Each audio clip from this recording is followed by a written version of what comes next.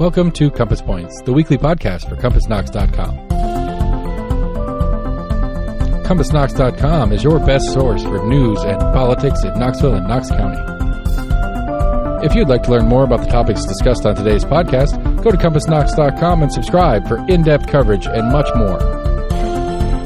Welcome to Compass Points, a podcast about Knoxville and Knox County government, politics, business, education, and just about anything else that grabs our attention. I'm Scott Barker, the editor of Compass.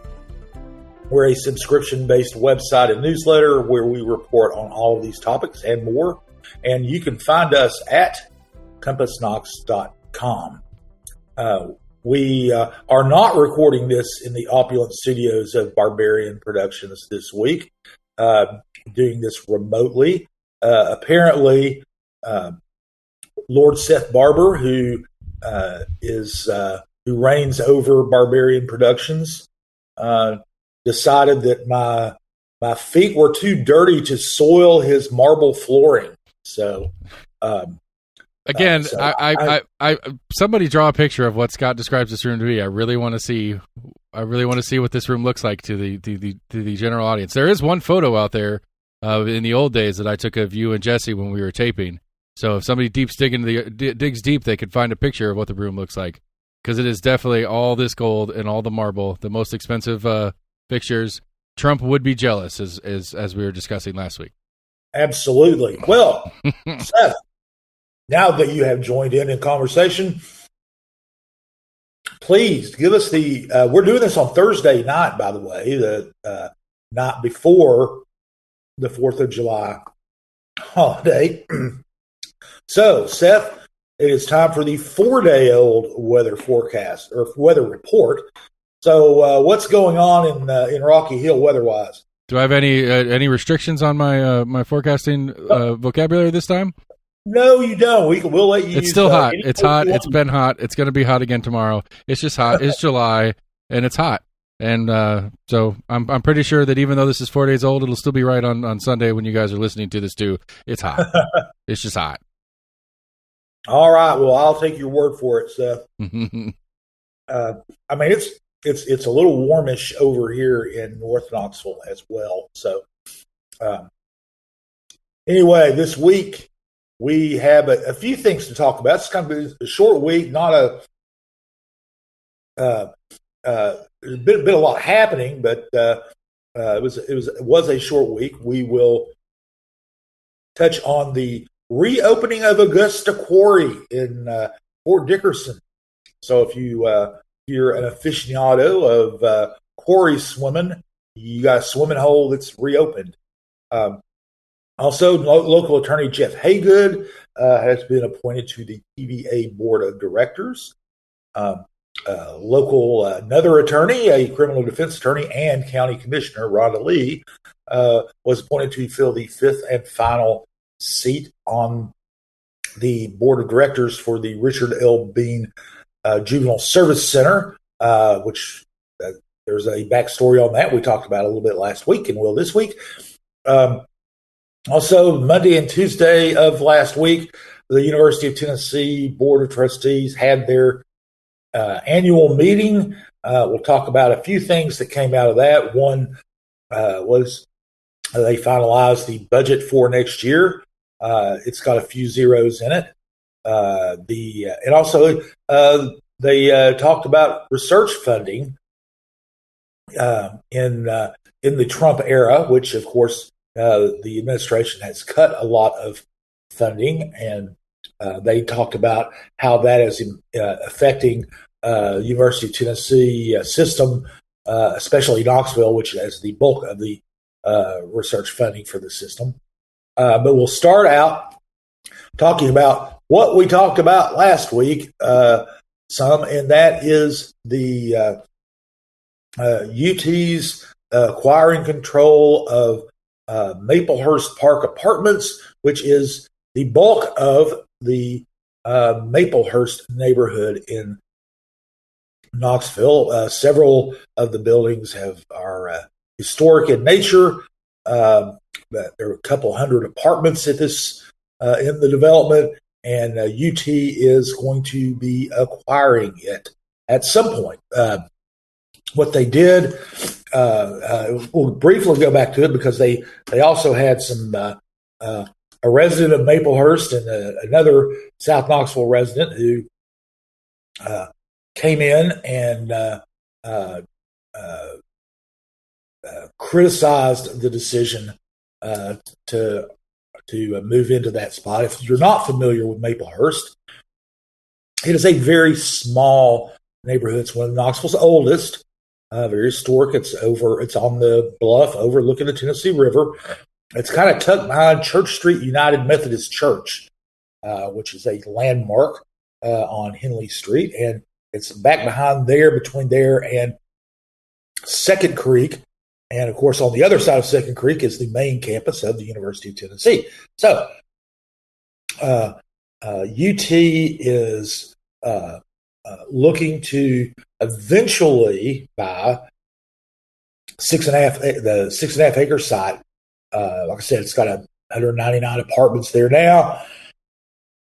It's called a holding an option agreement that they've entered into with an outfit called the University Financing Foundation. That's a Georgia-based development firm. It's a nonprofit. They work with the universities on real estate stuff, and they're known by the acronym TUF. And TUF is going to be buying the property in Maplehurst for probably about $45 million. Then they will hold it for UT. They're going to manage it just the way that it's been managed up till now. It's still going to be an apartment complex. It goes to rent to anybody. There are a lot of students who live there, but there are also professionals or artists or musicians. There's all kinds of people that live there. It's kind of always been one of those funky little neighborhood that's kind of a bohemian air to it.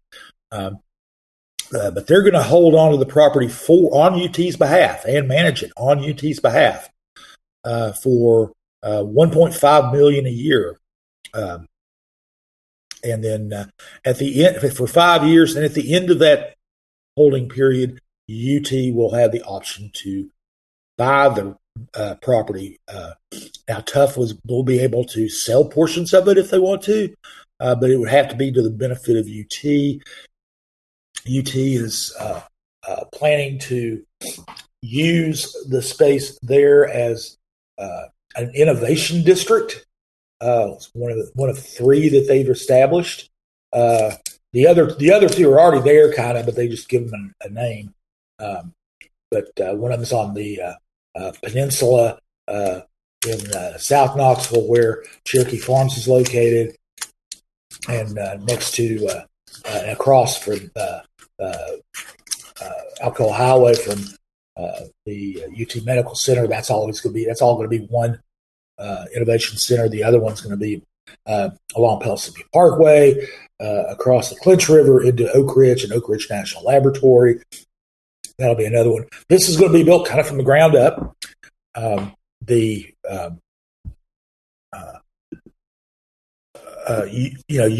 don't have, and here's the deal. This is one of the things I think that frustrates a lot of people is they really don't have a plan yet for the property. I mean, that's they talked about different things they can do there. They're going to be they're talking about their AI initiative there, focusing on computing and that sort of thing. It's not been, like I said, they don't exactly have a plan yet. It could end up going for just about anything. They've also said that the College of Emerging and Collaborative Studies, which is probably the most nebulous college at the university, could be headquartered there. So but they're going to be developing that plan over the next 5 years, and before they can really actually purchase the property. Although, like I said, Tuff is going to own it and basically work in tandem with the university as far as management between now and then. The as you might expect, residents of the Maplehurst area are we're not happy about finding out that UT was doing this. One of the residents there, William Ennis, drove all the way down to Chattanooga, which is where the board was meeting. Ennis drove down there. He's a nuclear engineering student, lives in Maplehurst, and he basically said that he was taken by surprise by this. Everybody was taken by surprise by this. UT had not given any indication they were planning to make this acquisition till we reported on it about 2 weeks ago when the university released the agenda for the Board of Trustees meeting. The Ennis basically told the board he was ashamed to be connected with UT and disappointed in what they were doing. He also said he's kind of unsure if he loves the nuclear engineering program, loves UT or loved UT up till now, but he's thinking about maybe going elsewhere for the rest of his education, and said that UT's decision was made without consulting with the residents there. Made them feel like they were spoiled leftovers to be dumped out and disposed of as garbage. He was very pointed in his comments to the board. Another Knoxvillian drove down there, John Cadott. He is an alumnus. His dad worked at the university for 50 years.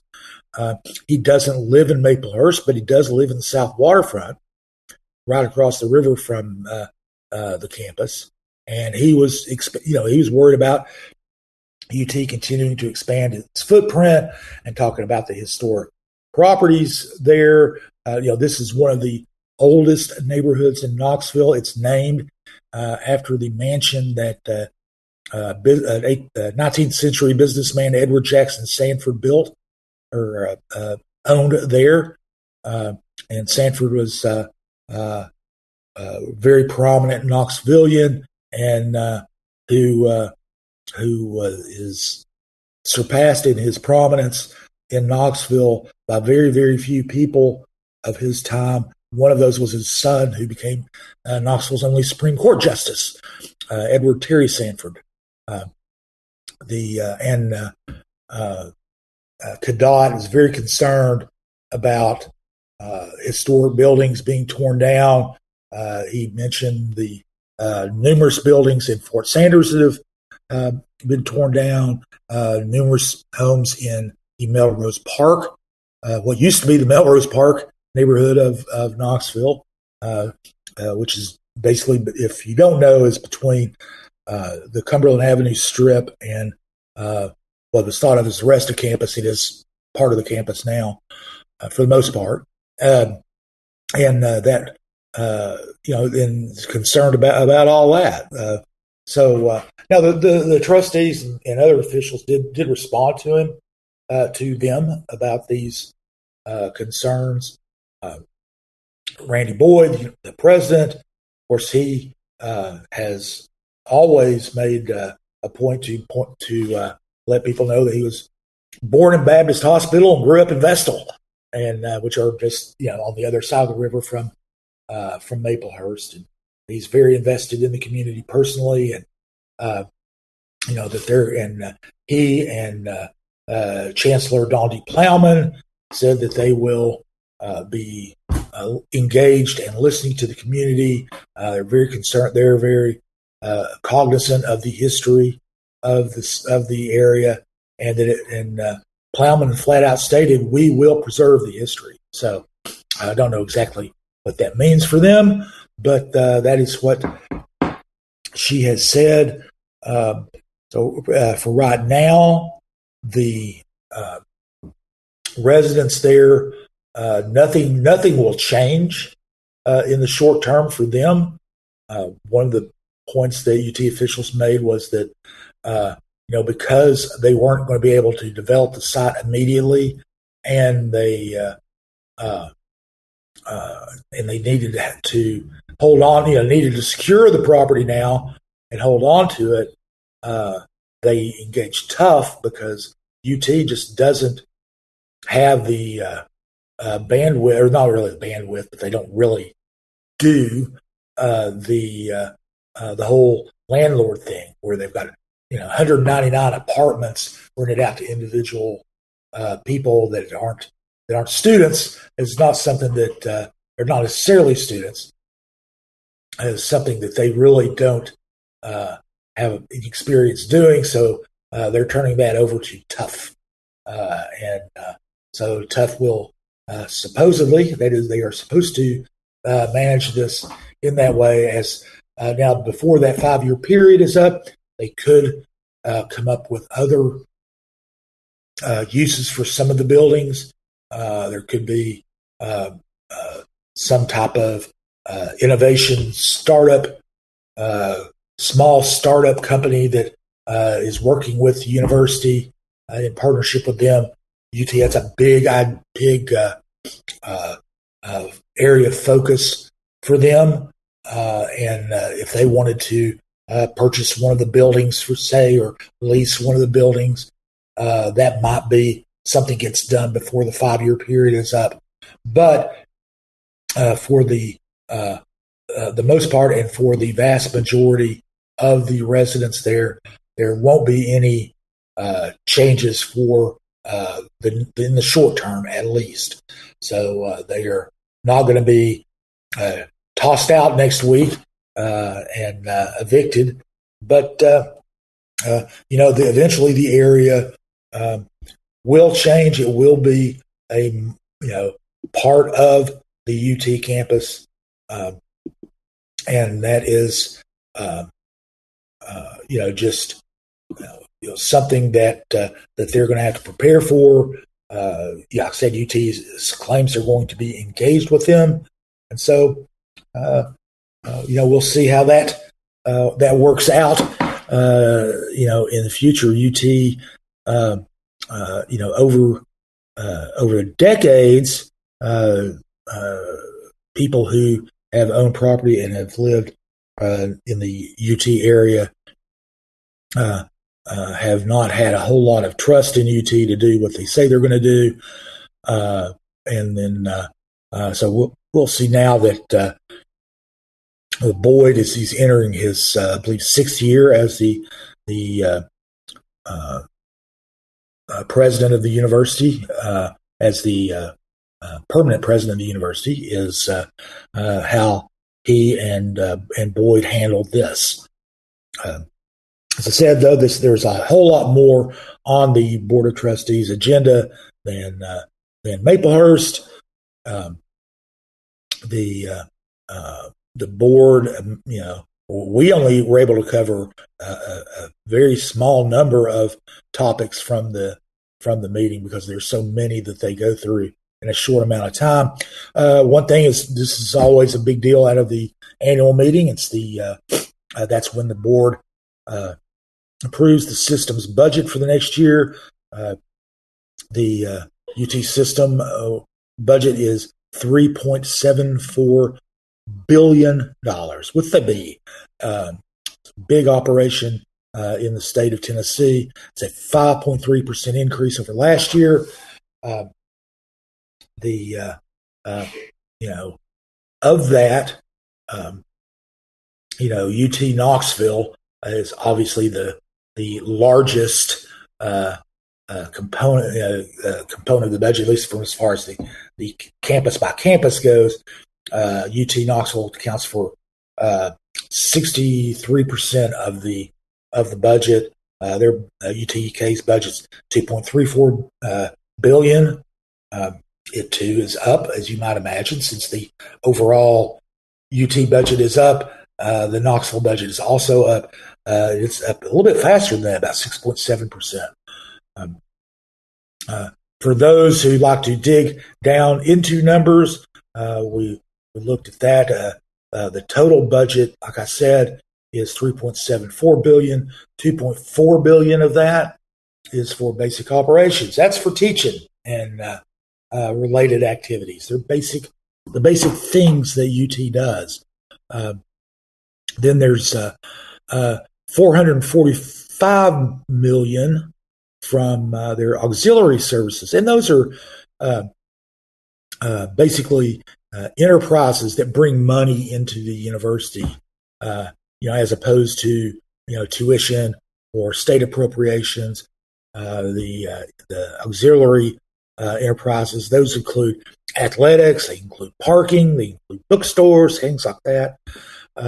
Then they're going to be receiving $888 million in unrestricted grants, contracts, endowments, gifts, all those good things. And those funds, they make up a good chunk of the budget. A little bit more than half the student aid, half the research activity, half of the public service services that UT does throughout the state. So that's an important amount too. Now, one thing that the trustees do on a regular basis whenever they talk about their budget is they do profusely thank the legislature and the governor for their support, and really UT does give quite a bit of support to that. It's the state funding is $954 million. That's an increase of 6.5%. And they, the trustees were very appreciative of that. Now, one thing is this: the budget also talked about tuition. Well, you might say, "Well, Scott, you haven't really mentioned tuition yet." And that's the most important thing that your average person thinks about who might be wanting to send their kid to UT or whatever. Tuition's not going up at UT-Knoxville at all. There's a small increase in the fees. So when you take tuition and fees together, UT-Knoxville is going up 0.5%, and that's the smallest increase of any of the UT campuses. The biggest increase is at UT Southern, where the fees and tuition are going up about 3.1%. So it's still not bad. Still, Boyd likes to point about how affordable it is, and he did not pass up the opportunity to do that last week when pointing out that 2/3 of the in-state students can, because of the UT Promise Scholarship Program, about 2/3 of the in-state students can attend any UT campus without paying for tuition or fees out of pocket. So, they talk about that as being, they refer to that as being affordable. And that is one of the big things that that Boyd loves to point out. And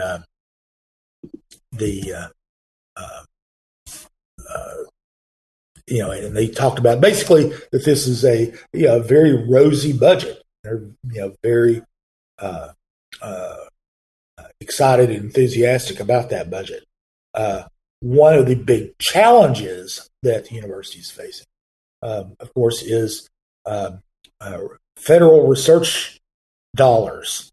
Now, federal funding accounts for nearly half of the system's research funding. It's about the system's total funding is $484 million. So nearly half of that, the largest share, comes from the federal government. There are some that come from other sources, partnership with businesses and things like that. But the cuts in the federal from the federal government, the National Institutes of Health, Department of Agriculture, all of these departments that award funding for research, many of them are going to be have cut or are going to be cutting a lot of their funding. And as I said, some of them have already been cut. As of the end of May, 60 federal research awards had been terminated or adjusted in scope or paused or otherwise. UT hasn't been able to get the money. And that totals about $57.1 million. And about $39 million of that is funds that have been already distributed to UT, but where they can't spend. It's been the research dollar. The research has been frozen, so that's a huge impact on research. And Plowman has been one of the other things that she said in different spot in this the 2-day meetings was that Tennessee deserves to have a great research university. They're looking to raise the profile of UT's research, and this is a blow to that, or could be a blow to that.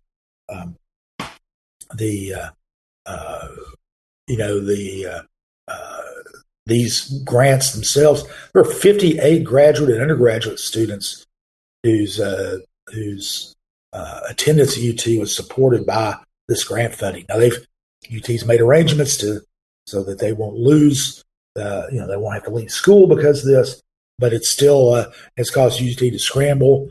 Now those grants we're talking about grants that had been awarded or were in process of being awarded and got frozen. There are also other cuts, and these are indirect costs that are included in grants. Now, the indirect costs basically look at this as overhead. The utilities, to run the labs. If you're doing research in a lab, there are utilities associated with that, and those utilities are covered by the indirect costs of these, or the indirect dollars from these grants. And there's support personnel and all this stuff. All these things are supported. Typically, 38% of an award,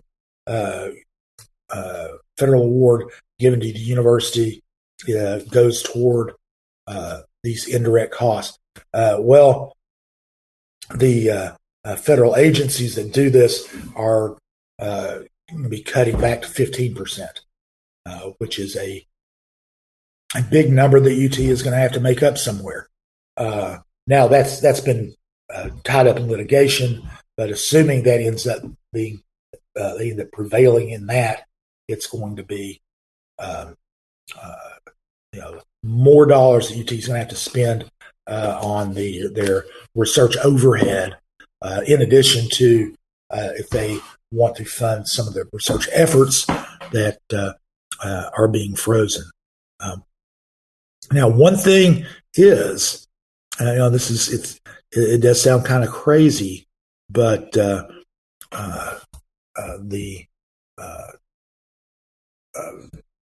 presentation on this was given by Carrie Babsky-Reeves. She is the Associate Vice President for Research. But she pointed out that this is kind of an opportunity for UT. One of the things is if they haven't had to cut a lot at UT, due to this for their research. Some schools have. They've had to cut people, and this gives UT the opportunity to bring in researchers and grad students who started out or who were at other institutions, and if they can keep going, and they think they can do that. And one of the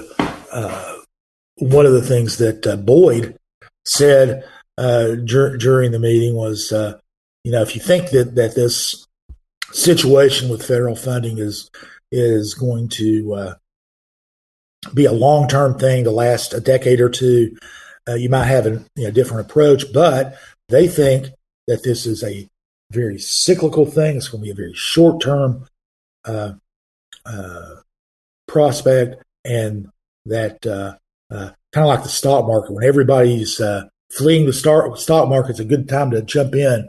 And he thinks that while everybody else in higher education is going to be appears to be approaching this with caution, the UT is going to actually be bold moving into it, and they think that they will come out on top because of that, and they do have a lot of ambitions of how they're going to be stacking up, against their peers, and they hope to keep moving UT forward in that. So, out of the realm of the gown and into the realm of the town or county, as it may be, go back to as we have been reporting for the last few weeks, the Knox County has developed a new management system for the Richard L. Bean Juvenile Service Center, or detention facility, if you will. We reported on that last week. They created, as part of that, they created a 5-member board of directors to kind of oversee the operations there. We reported on them creating that. The county commission went ahead and named 4 members to that board. Damon Rawls and Shane Jackson are 2 Democrats. Larson J. Terry Hill, 2 Republicans. They are commissioners, and under the ordinance created this new board, 4 members had to be commissioners. So they were. Now that didn't go over well with some of the Republican members because they thought they needed to have a Republican majority because the commission has a Republican majority. It's 7-3. No, I'm sorry, 8-3 Republican majority on the commission. But Gina Oster, a Republican who chairs the commission, throughout those the names that she did, they were all approved. One person who was briefly considered was Rhonda Lee, who is a criminal defense attorney, Republican. Republican colleague Andy Fox wanted to remove Jackson and replace Jackson with Rhonda Lee, and that was rejected. So then it came around, the 5th member of this board needed to be appointed by criminal court judge Tim Irwin. And Irwin last weekend appointed Lee, of all people, to fill that 5th position. So the board, which was supposed to be 4 county commissioners plus the appointment from Irwin, now is 5 county commissioners, including the appointee from Irwin. That surprised to several people. Oster was surprised by it. Courtney Durrett, who was the Durrett, who is who, along with Mayor Glenn Jacobs, kind of created this framework for oversight of the facility. Said she was disappointed that she wanted someone to have experience in juvenile court or the detention facility, and thought that kind of point was lost. Now, Lee is a criminal defense attorney. She has in the past represented juveniles. It's not a big part of her practice, but she is an attorney with experience and did obviously want to serve on that board. Now, Irwin did not make any comment about his selection, just made the selection. Judges around here very rarely make public comments, so that wasn't much of a surprise that he made the appointment without comment. But it is, it is very interesting that the commissioners had rejected her as a member of the board 1 week prior to Judge Irwin adding her to the board.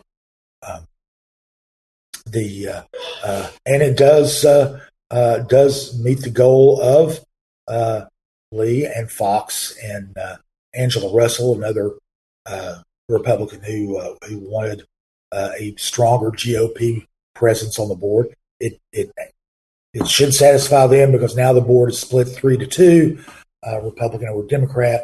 Although, quite frankly, one of the, and Oster had said this, one of the reasons that she, named the original 4 members that she named was she didn't want politics to be involved, because politics should not be involved, she said, in at least partisan politics, should not be involved in, should not play a role in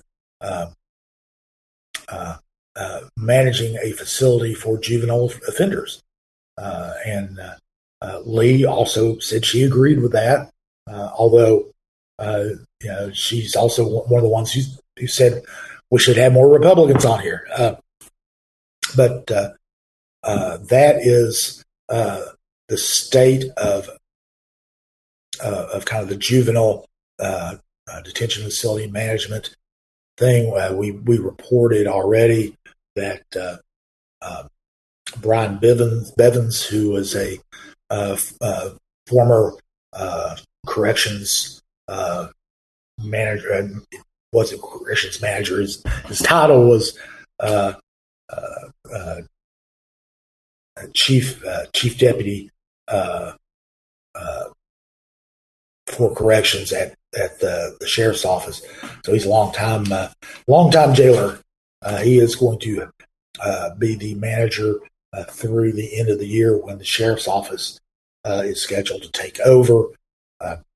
That board, the oversight board, is going to have its first meeting, and these meetings are open to the public. Not this coming week, but next week. And we'll be bringing more information about and coverage about that meeting when it comes up. Another appointment that made waves this week was the appointment of Knoxville attorney Jeff Hagood to the Tennessee Valley Authority Board of Directors. President Trump, who many people remember, fired 3 TVA board members earlier this year, which left TVA's board with only 3 members, which isn't a quorum. It's a 9-member board. A quorum's 5, and they couldn't do all of the business they needed to be doing because of that. Trump named Hagood and 3 others to the TVA board. He's nominated them. Hagood is he's a partner at Hagood Moody Hodge. He's a very high-profile attorney. High-profile clients. One of them was Phil Fulmer, and Hagood is he's one of these. His blood runs deep orange. He's a longtime head of the Knoxville UT quarterback club. He actually co-authored a book with Fulmer on the 1998 national championship season. Very involved with UT stuff. He's also on the Knoxville-Knox County Sports Authority, which of course oversaw the construction, and now is overseeing the management of Covenant Health Park, the new baseball, soccer, multi-use stadium at the old city. Hagood and the others who were appointed, as Lee Beeman, former owner of automobile dealerships in Nashville, Mitch Graves, who's CEO of the West Cancer Center and Research Institute in Germantown, and Randall Jones, who runs an insurance company in Alabama. They will all have to go before the U.S. Senate for confirmation there, and if confirmed, they would take office and hold it through. I think Hagood's through 2029. A couple of the seats are through 2030. Anyway, that is so. Knoxville will have a local resident on the board that makes the policies for the nation's largest public utility and the one that provides all the power that we use. So that we'll be following. Hagood's. We don't know obviously yet when those confirmation hearings will be going, but we'll be peeking in on those quite a bit when they come up. Also, last week, one of the things, since it is summer, it is, as Seth mentioned earlier, hot. It is very hot, and the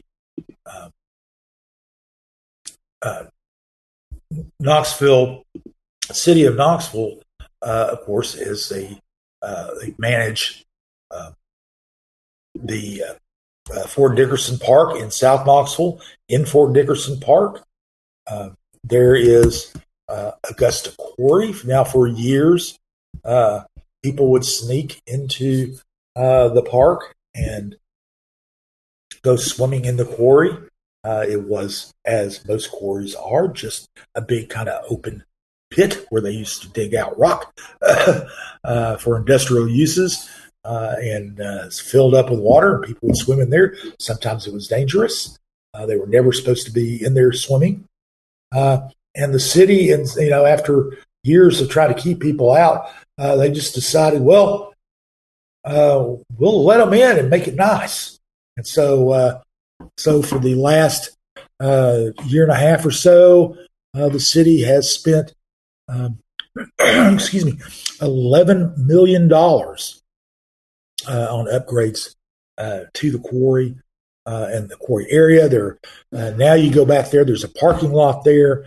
You can drive right up almost right to the water, but there's a parking lot there.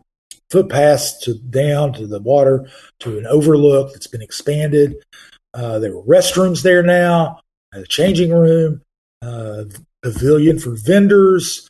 They have swim platforms, floating platforms for swimmers out on the water.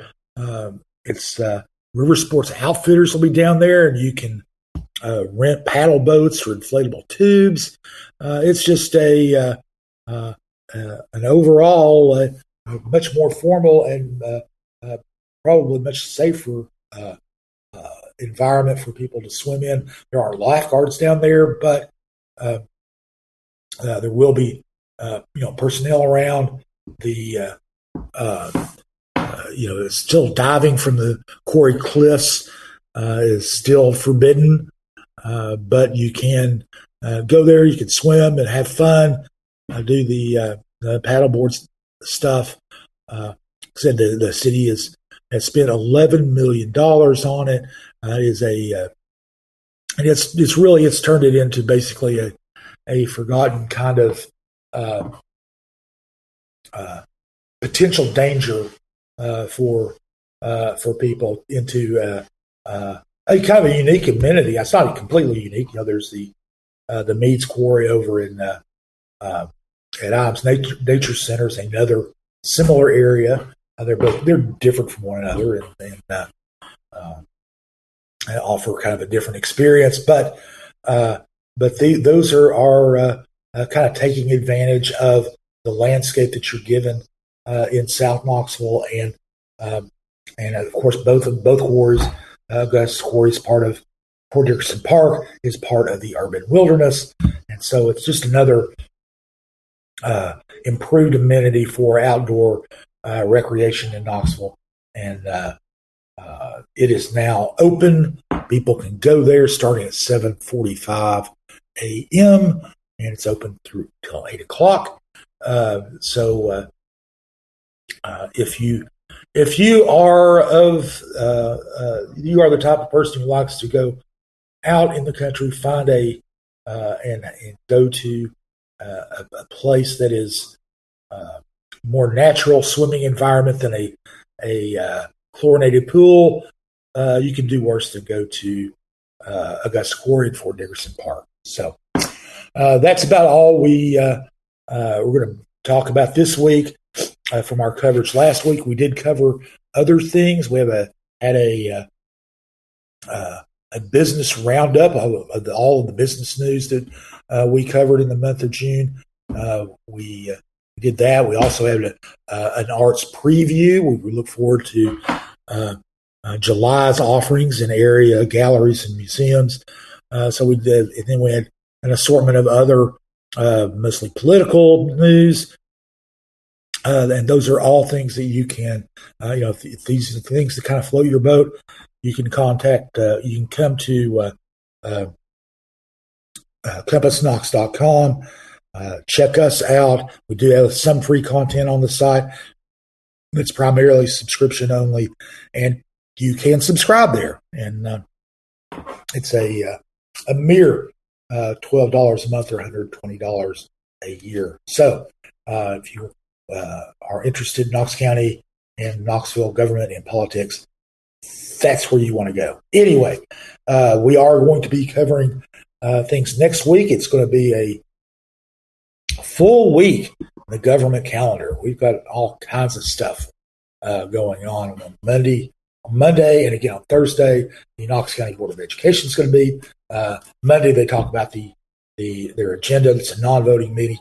Thursday is the voting meeting. They'll be discussing that agenda on Monday. So this is the week for school board action in Knox County. The city of Knoxville is also meeting. Their city council of the city of Knoxville is also meeting. They're meeting on Tuesday in the main assembly room of the city county building. Now, we'll say this: I neglected to mention the school board meets in the Summit Place boardroom in downtown Knoxville, Summer Place, which is kind of behind on the north side of beyond the north side of Market Square. Then the Knox County Planning Commission is meeting on Thursday at 1:30. They're going to be, that's where they go once a month to the main assembly room of the city county building to go through rezoning proposals, development plans, all those good things. One of the things that they're going to be considering this month is a possible ordinance change for the city of Knoxville to accommodate cottage court housing projects. We talked about cottage court developments, I believe it was last week, might have been a week before. Anyway, we've talked about it before here. Cottage courts are kind of it kind of implies it's a courtyard with several houses around it, smaller houses around it, It's really not allowed in the zoning code as is now, but they're going to be adding that as an option for areas where multi-family housing is allowed by right. They are going to be considering all those guidelines for that at Planning Commission. It eventually goes on to City Council for ultimate approval. But we're going to first look at the details of that this week.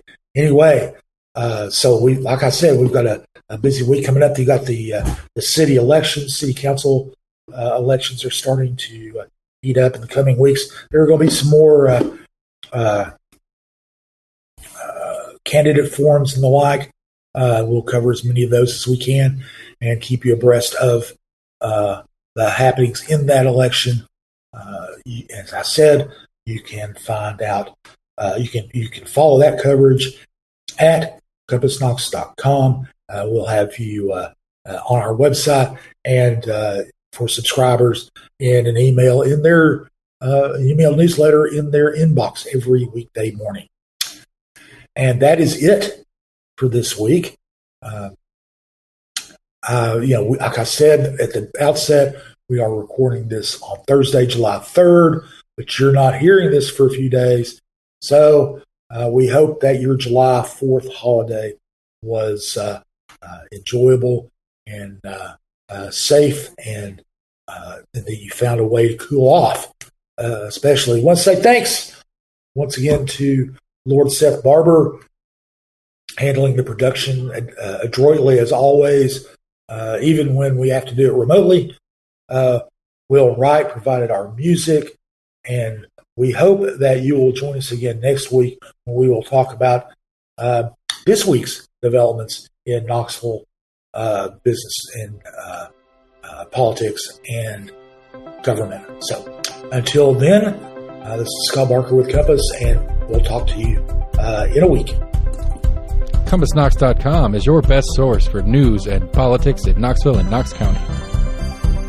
If you'd like to learn more about the topics discussed on today's podcast, go to CompassKnox.com and subscribe for in-depth coverage and much more.